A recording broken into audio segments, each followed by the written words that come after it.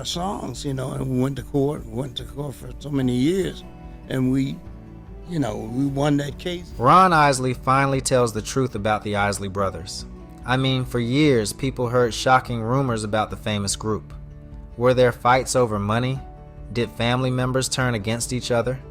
The audience was doing, they were jumping up, you make me want to kick my heels up and throw my hands up and throw my... Hold on, y'all, hold on,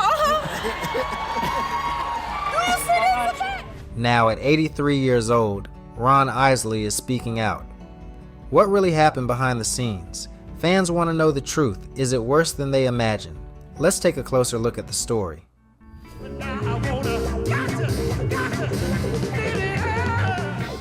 Now, the original Isley Brothers signed a deal with Warner Brothers Records. They were already famous, but they kept making music. They released an album called Masterpiece. This album was another step in their long career. The Isley Brothers were known for trying different kinds of music. They made rock and roll, soul, funk, and pop songs. Because they changed their style with the times, they stayed popular for many years.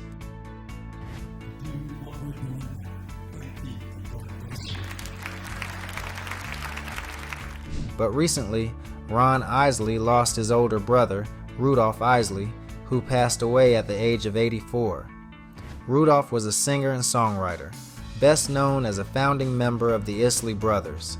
A publicist confirmed his passing and shared a statement from Ronald Isley. Ron said he had no words to express his feelings and the love he had for his brother. He added that the family would miss him, but believed Rudolph was now in a better place. So they taught us, and I think I started singing when I was 2 years old. 2 years old. Rudolph and his siblings, O'Kelly, Ronald, and Vernon, started singing as young boys. They performed in their local church in a Cincinnati suburb. Their talent took them to other churches in the area where they gained more recognition. Eventually, they won a competition on Ted Mack's Amateur Hour, a popular show at the time. Sadly, in 1955, tragedy struck. Vernon, who was the lead singer, was hit by a car and died at just 13 years old. The group broke up for a short time, but later decided to continue making music. Rudolph was an important part of the Isley Brothers' success. The group became one of the biggest names in R&B and soul music. Their songs were loved by millions of fans. However, in 1989, Rudolph decided to leave the group. He wanted to focus on his faith and became a Christian minister. Even though he was no longer performing, he was still recognized for his contributions. In 1992, the Isley Brothers were honored by being inducted into the Rock and Roll Hall of Fame. This was a huge achievement for the group and showed the impact they had on music history.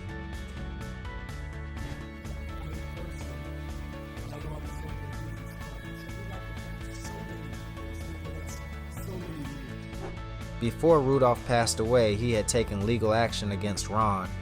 He accused Ron of trying to claim ownership of the Isley Brothers' name all for himself. Rudolph felt that the name belonged to all the brothers and should be shared.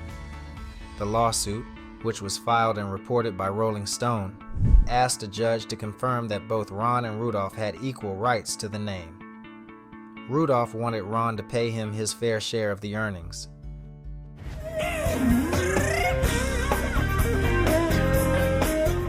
Rudolph Isley says he is owed money from the Isley Brothers' name, but court papers say Ronald secretly took control of the trademark.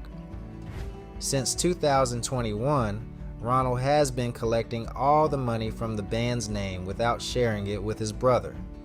The lawsuit claims that from the beginning, the band was always run as a partnership. That means all members shared money, costs, and decisions about the group's business. Even when new members joined over the years, the original brothers still had equal control over the group's name and profits. According to Rudolph, when O'Kelly passed away in 1986, the ownership of the band was split between him and Ronald. That meant each of them owned 50% of the Isley Brothers' name and business. Rudolph left the band in 1989, but he stayed involved in managing the group's affairs. He helped with a music publishing deal in 2018 and worked on a licensing deal for their song Shout, which was used in a Super Bowl commercial. Rudolph's lawsuit claims that even though he stepped away from performing, he still owned half of the Isley Brothers' trademark.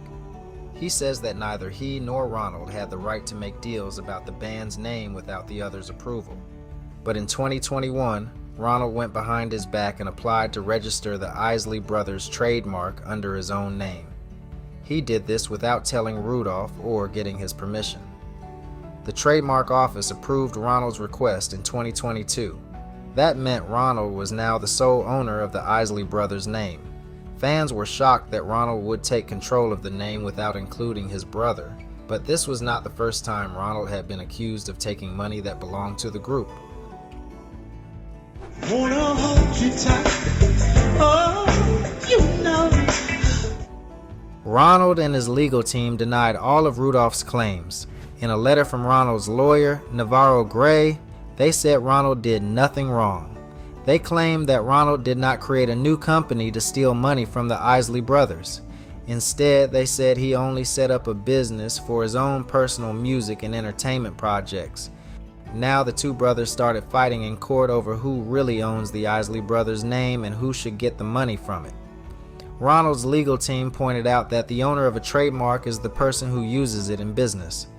Since Rudolph had been retired for many years, Ronald's team argued that he no longer had rights to the name. The battle over the name was not just a legal fight, it also affected their family bond. The once strong relationship between the brothers started to break down. Their private issues became public and fans saw the tension between them. The legal fight took a toll on both brothers. It was emotionally and financially draining. The stress of the court case, along with past disputes, made it hard for the family to come together. Sadly, Rudolph Isley passed away before the case could be fully resolved. His death added a sad ending to the long-running feud. A founding member of the legendary Isley Brothers, died last week at home in Chicago. He was 84 years old. Before this case, another brother, Marvin Isley, had also taken Ronald and Rudolph to court.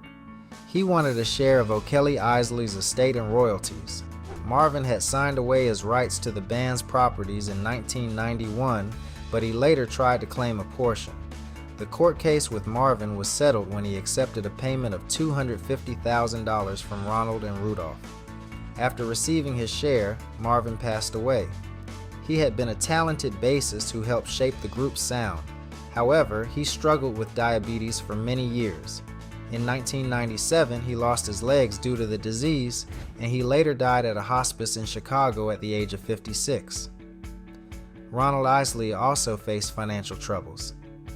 Despite his success, he ran into serious money problems. He lived a lavish lifestyle, but financial mismanagement led to bankruptcy. One of his biggest issues was with the IRS. In 2006, he was convicted of tax evasion for owing $3.1 million in back taxes. This led to the government seizing his assets, including a yacht and expensive cars. You're jumping up, you make me want to kick my heels up and throw my hands up and throw my... Hold on, y'all, Later that year, they recorded their first song they wrote themselves, Shout. This song mixed their gospel-style singing with doo-wop harmonies. We immediately went back to New York, and Hugo and Luigi was the producers, and they said, you should call some of your friends to the studio and sing that song and try to create that same thing. The song became a huge success, even though it only reached number 47 on the Billboard Hot 100. It was a hit with fans, selling over 1 million copies and earning a gold disc from the RIAA. You know you make me wanna shout. Sadly, the follow-up songs they recorded for RCA Victor did not do well, and in 1961, the brothers were dropped by the label. But they didn't give up. In 1962, they signed with a new label, Scepter Records. That year, they recorded Twist and Shout, a song written by Burt Burns. This song became a big hit, reaching number 17 on the Billboard Hot 100 and number 2 on the R&B chart. It stayed on the charts for 19 weeks and became one of their most famous songs.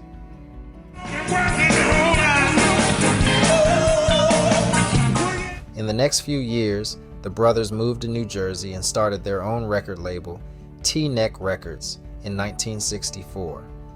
During this time, the legendary guitarist Jimi Hendrix joined the band as their lead guitarist. Hendrix played guitar on songs like Testify and Move On Over and Let Me Dance, but despite their efforts, these songs didn't become hits, and Hendrix left the group in 1965 to pursue his own career. The Isley Brothers then signed with Motown Records and released another big hit in 1966, This Old Heart of Mine Is Weak for You. While their time at Motown brought more success than before, they still struggled to produce more top 40 hits. In 1968, they decided to leave Motown and continue making music on their own terms.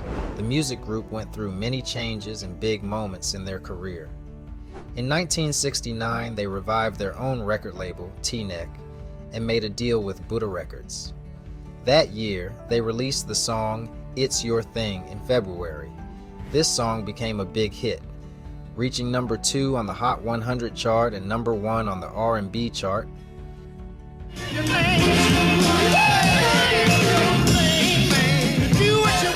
It was the first time Ernie Isley played bass for the group, and the song became their biggest success so far. It's Your Thing helped them earn a Grammy Award and became their second million-selling song. The album It's Our Thing, which included this song, also did well, reaching number 22 on the Pop LP chart. However, the success of It's Your Thing also caused problems with Motown, the label they had worked with before. Motown claimed that the Isleys recorded the song while still under their contract with them. A court case in 1975 found in the Isleys' favor, allowing them to continue on their own. Then the Isley Brothers recorded a live concert at Yankee Stadium, which included several artists. They released a live album called Live at Yankee Stadium later that year. They even filmed the concert, and the documentary, also called It's Your Thing, came out in theaters in August 1970. Ladies and gentlemen, the great, the fabulous, the Isley Brothers, everybody!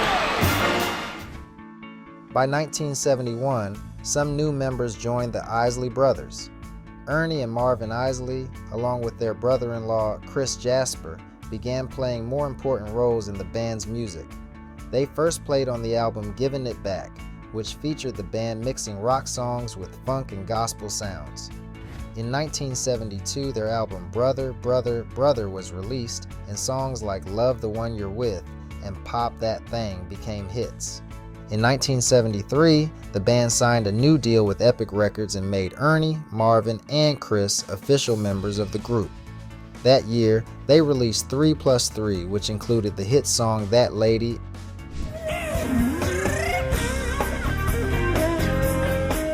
and a cover of Summer Breeze.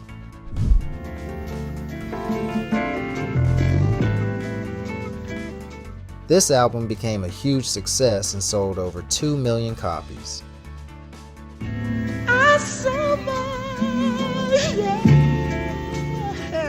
Their next album, Live It Up, was also a big hit and went platinum. They released The Heat Is On, which featured popular songs like Fight the Power and For the Love of You.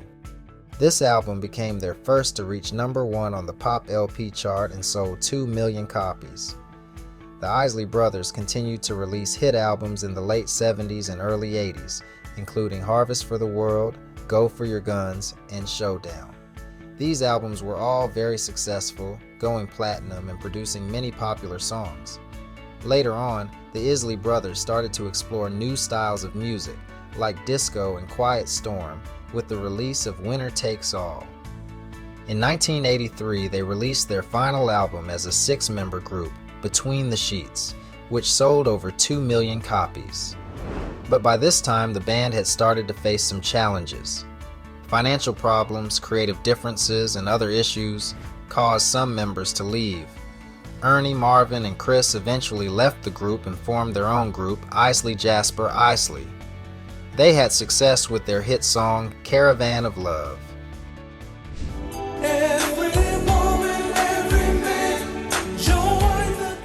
After the split, Chris Jasper decided to start his own solo career. He didn't just want to sing, he wanted to have full control over his music. So he created his own record label called Gold City Records. Jasper was more than just a singer, he was also a producer and played different musical instruments. Over the years, he made 14 solo albums. 4 of those albums were gospel music.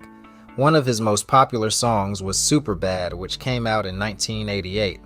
The song talked about the importance of education and learning. What's my name?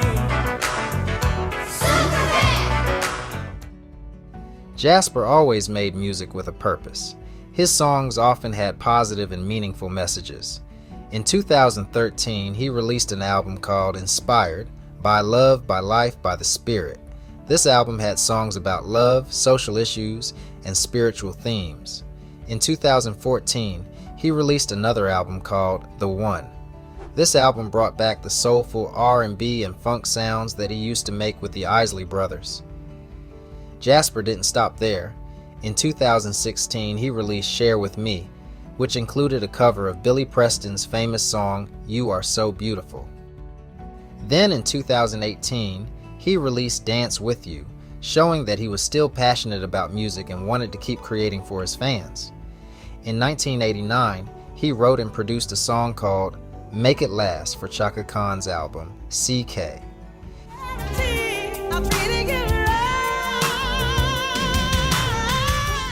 In 2015, he released the Essential Chris Jasper, which was a collection of his best songs. That same year, he received a Lifetime Achievement Award from the German record critics. In 2016, the National R&B Society honored him with another Lifetime Achievement Award. However, the group faced a lot of tragedy as time went on. In 1986, one of the founding members, O'Kelly Isley Jr., passed away from a heart attack. His death was very hard for the group, both emotionally and practically. They lost a key member, and it changed the way the group worked. Another difficult moment came in 2010 when Marvin Isley, another member, died due to complications from diabetes. Marvin had already lost his leg before his death, which made his passing even more heartbreaking for the family. Ronald Isley also faced serious health issues. In 2004, he suffered a stroke. Although he recovered, it showed that being in the spotlight for so many years can take a toll on a person's health. I play a little piano, but not that much. I never played on any of the records. My other brothers, they're real heavy into the music. Ernie's guitar player, and Marvin was bass player. Ron's marriage has been one of the strongest parts of his life. He believes in love and respect, no matter what society says. His relationship has stood the test of time, proving that love can overcome any challenge. While many people focus on the controversies in his personal life, his marriage tells a different story, one of commitment and loyalty. In an industry where relationships often fall apart, Ron and his wife have stayed together, showing the world that true love is real. One of the most important moments in Ron's life was becoming a father. The birth of his son, Ronald Isley Jr., came at a time when he was facing serious legal and financial problems. Despite the struggles, fatherhood gave him a new sense of purpose. His son became a source of joy and motivation, helping Ron push through the difficult times. I sang for the guys. I met my best friends that I met in there. Ron had a habit of spending too much. He liked to live in luxury, buying expensive things, and enjoying a rich lifestyle. This kind of spending was fine when he had a lot of money coming in, but over time it started to cause problems. He was not careful with his finances and things got worse. One of the biggest problems was that he did not pay his taxes properly. He owed a lot of money to the government, and year after year his tax debt kept growing. He kept putting off paying what he owed, and soon it became a serious issue. The government does not ignore people who don't pay their taxes, no matter how famous they are. The IRS, which is the agency that collects taxes in the United States, finally stepped in. They started looking into Ron's money situation and saw that he had not been paying his taxes for a long time. When the government investigates someone for not paying taxes, it can lead to serious trouble. For Ron, it was the start of a big downfall. Even though he was a well-known singer, he could not escape the law. The IRS charged him with tax evasion, which means he had been avoiding paying taxes on purpose. This was not just a small mistake, he owed millions of dollars. Because of this, he was taken to court. In court, things did not go well for Ron. The trial showed that he had been avoiding taxes for many years. In fact, the IRS had already taken some of his expensive things before. Back in 1997, they had taken away his yacht, his cars, and other valuable items because he had not paid his taxes. He even declared bankruptcy, which means he said he didn't have enough money to pay his debts. But even after all this, he still didn't pay what he owed. The court found out that he did not file tax returns from 1997 to 2001. Then in 2002, he did not sign his tax return or pay all the taxes he was supposed to. The judge saw a pattern. Ron had been avoiding taxes for a long time, not just once or twice. Ron's lawyer, Anthony Alexander, tried to convince the judge to be lenient. He explained that Ron was already 65 years old and had health problems. He also said Ron had been trying to pay back some of the money by selling his property. But the judge, Dean Pregerson, did not accept this argument. He said Ron had a long history of avoiding taxes and even called him a serial tax avoider. The judge decided that Ron needed to go to prison. I did shows for them, man. I did some of the best shows in my career. I can't even explain to you guys how good it was and how great it was. In 2006, Ron was convicted of tax evasion and sentenced to 3 years in prison. This shocked his fans. People could not believe that a music legend like him would end up behind bars. But the law does not make exceptions for celebrities. Along with his prison sentence, Ron was also ordered to pay back $3.1 million to the IRS. This was a huge amount of money, and many people wondered how he had let things get so bad. To connect with a younger audience, Ron started working with new artists and producers. He collaborated with some of the biggest names in the industry, blending his classic sound with modern music. This was not always easy because some of the artists he worked with had their own legal and personal issues, but Ron believed in giving people a second chance, just as he had received one. Through these partnerships, he introduced his music to a new generation while staying true to his style. Even after prison, Ron proved that his talent was still strong. His voice had not lost its magic, and his music continued to touch people's hearts. Songs like No More and collaborations with artists such as Lauryn Hill and Aretha Franklin were proof that he was still a force in the industry. His music reflected his journey, his struggles, his mistakes, and his victories. It was a mix of deep emotions, celebration, and a declaration that he was back, not just to continue his career, but to make it even better than before. What do you think about Ron Isley's actions? Was he trying to protect his career, or did he take advantage of his brothers? No matter the answer, the Isley Brothers' legacy will live on. Their music will continue to inspire future generations, and their story will always be remembered. May all the Isley Brothers who have passed away rest in peace.